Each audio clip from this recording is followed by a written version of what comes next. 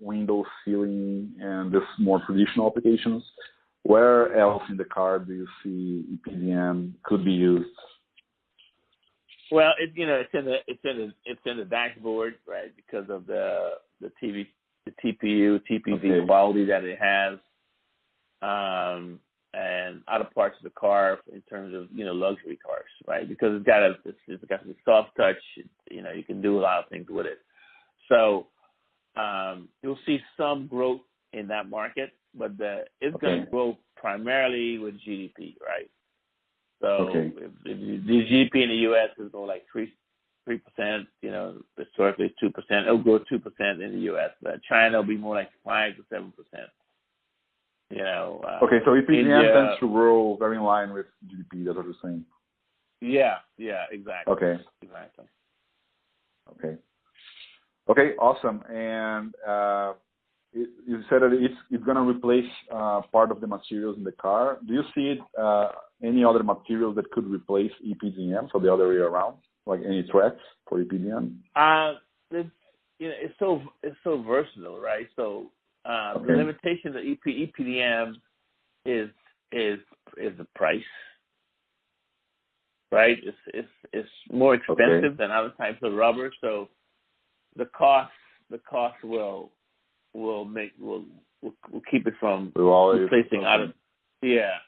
If ethylene continues to be low, and a lot of ethylene plants being built, the cost will go down, the price will go down, and so that will make it more accessible to replace other types of materials. Right. But it's still going to be like a different rubber.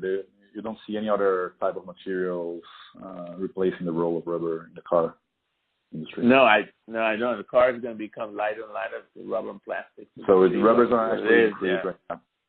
Awesome. Yeah. Perfect. And now one last question on landscape and deals and M&A and this kind of stuff. So we have seen like a bunch of players, especially in China, entering the market recently.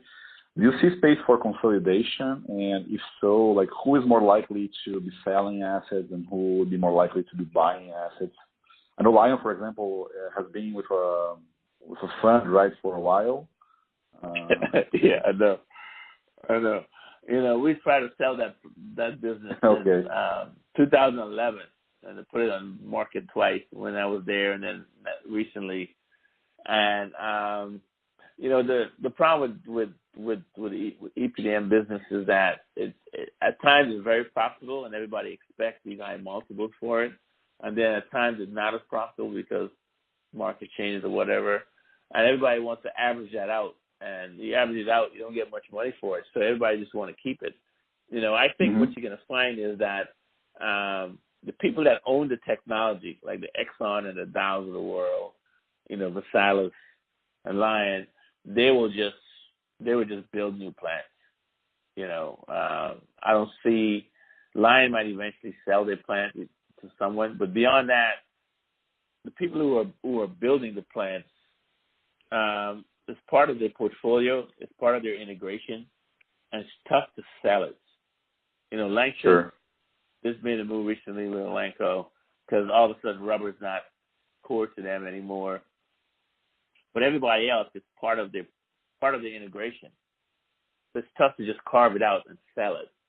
If you have an ethanol plant attached to it, if you got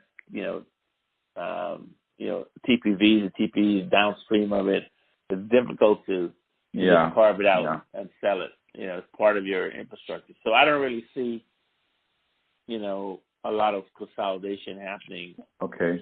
When you say like people that own the technology, is it the metallocene technology or Ziggler-Natta as well? Because from what I understood, Ziggler-Natta was kind of more commoditized as a way, let's say. I heard that at least. I'm not sure. Yeah, but Bruno, the key thing is the know-how, right?